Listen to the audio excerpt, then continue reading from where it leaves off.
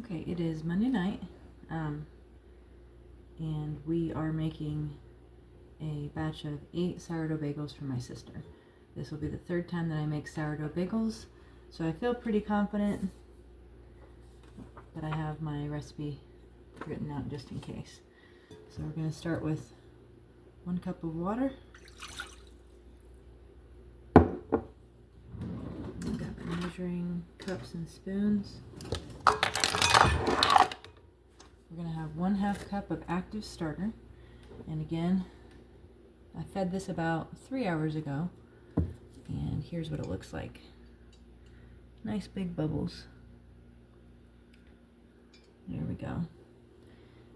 It's imperative that you wait until your starter is nice and active and ready to go.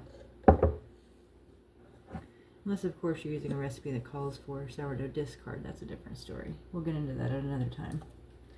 So 1/2 cup of active, bubbly sourdough starter.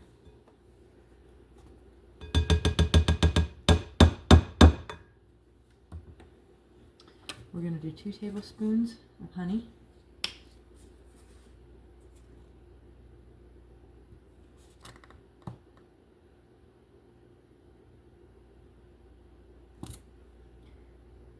And the basic recipe is going to be the same, but it's nice because you can modify it however you'd like once you get the dough made. So far I have made everything bagels, cinnamon raisin, onion and chive, and the first time I made them I also made Italian herb and cheese. My sister has requested 1/2 onion bagel and 1/2 everything. So far, with all the bagels I've made, the everything bagels seem to be everyone's favorite. I tried one. I thought it was pretty good. I definitely liked it more than the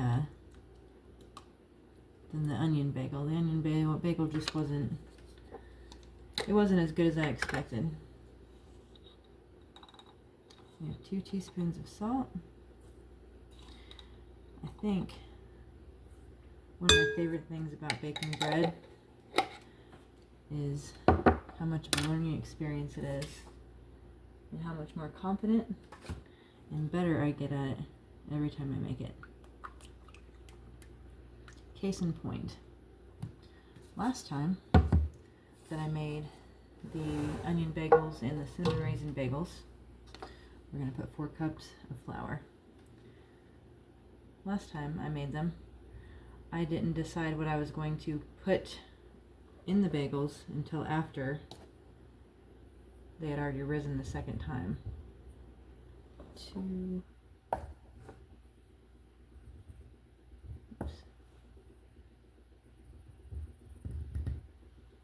3, and 4.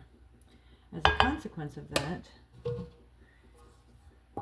3 of the bagels were everything bagels, and they weren't filled with anything.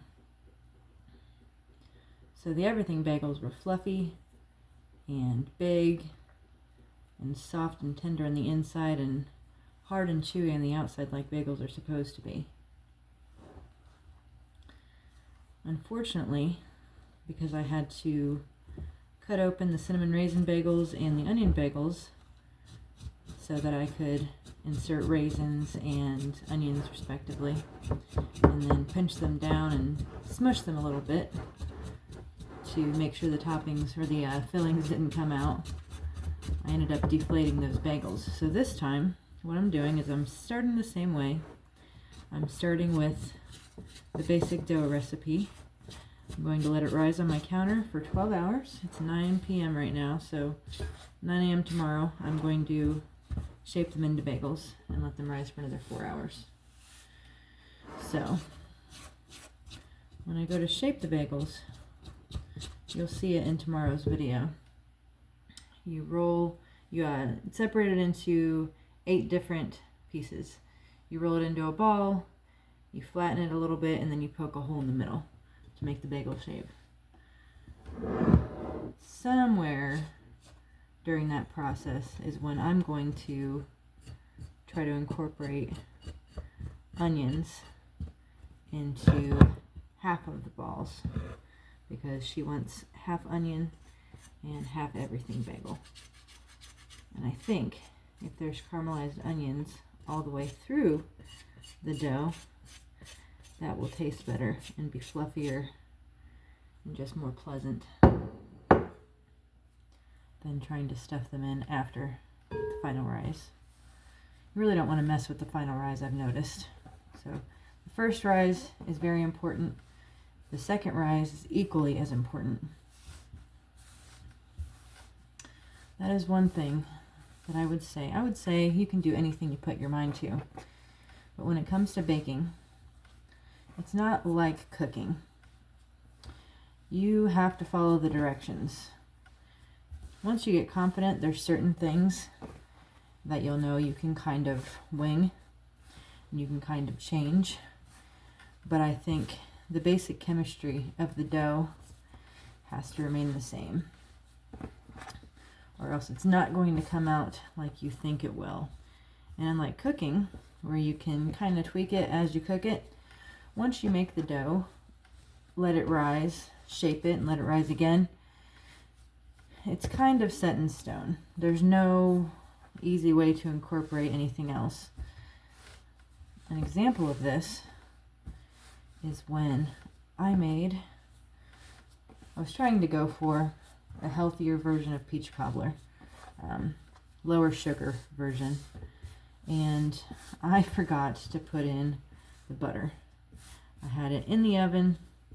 It was halfway through baking, and I looked over on the counter as I was cleaning up and realized, oh, there's the softened butter that was supposed to go in the dough. And you might ask, did that make a difference? It sure did. I mean, it was edible, but that was the driest peach cobbler I've ever had in my entire life. I would go even so far as to say it was chalky. And you're going to notice when you're doing this dough, if you've done other kinds of sourdough or other kinds of bread, that it is extremely dense. This might be a good reason to buy a bread maker or a bowl mixer of some kind if you don't have either the patience or the hand strength to knead it all, because kneading this is very hard. I don't know who all saw my video, my last video, where I was making dough for sourdough calzones. There is more water in that recipe, and there is also olive oil. There is no fat in this recipe. There's no butter. It's just salt, sourdough starter, honey, and flour. That's it. So nothing to soften it up, because, well, if you've ever had a bagel, you know that compared to regular sliced bread or other breads, a bagel's a pretty dense baked good. So it would stand to reason that the dough for it would also be dense. This is actually becoming kind of a struggle. I did not go to the gym today. I usually try to go 2 to 4 times a week after work if I can.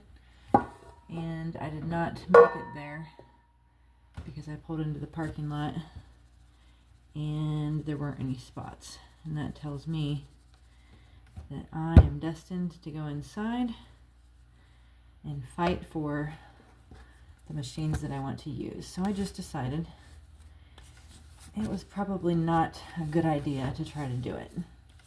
But I'm sure getting an arm workout doing this, and later tonight, before I go to bed, I'm dropping my car off at the local mechanic so they can fix my brakes tomorrow, because there's something going on with my brakes. And then after I drop it off, rather than try to get a ride from a family member or pay for and wait for an Uber, the shop is about, I think 1.2 miles away, 1.5 miles, something like that. So I plan to bundle up. This is getting really hard. I plan to bundle up as well as I can. I actually just got a one of those beanies that actually comes over your face. I think it's called a balaclava. I got that from Goodwill the other day. Washed it, and I think I'm going to wear that because it'll cover my face because it's pretty cold outside. I think it's about 31 degrees. But, you know, as long as you're dressed appropriately, I think walking in that kind of weather for a mile is not that big of a deal. I try to take advantage when I can because I know that I'm physically fit enough to do it, even though I don't really feel like doing it. But honestly, it's better than the alternative. And if I just walk fast, it'll be over before I know it.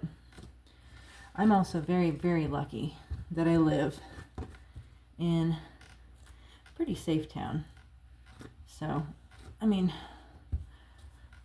I wouldn't like walk in the woods at night or something like that, but I have to walk down the main drag where there's lots of traffic and frequently police officers patrolling. So as a woman walking at night, my little town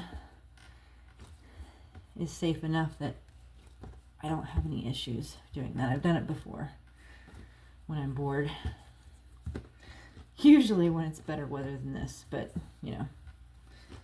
Alright, so I think I've done all I can. I don't feel any dryness. I don't feel any lumps. It's definitely not going to be as pretty and smooth as, say, a sourdough sandwich bread loaf or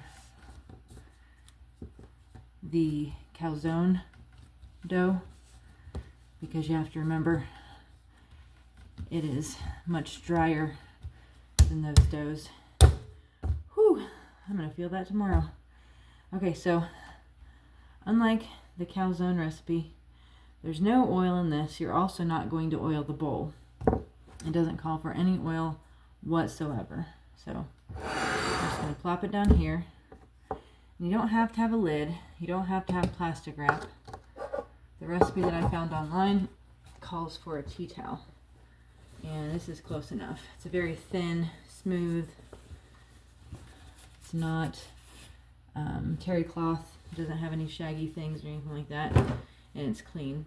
So I'm going to set this over here.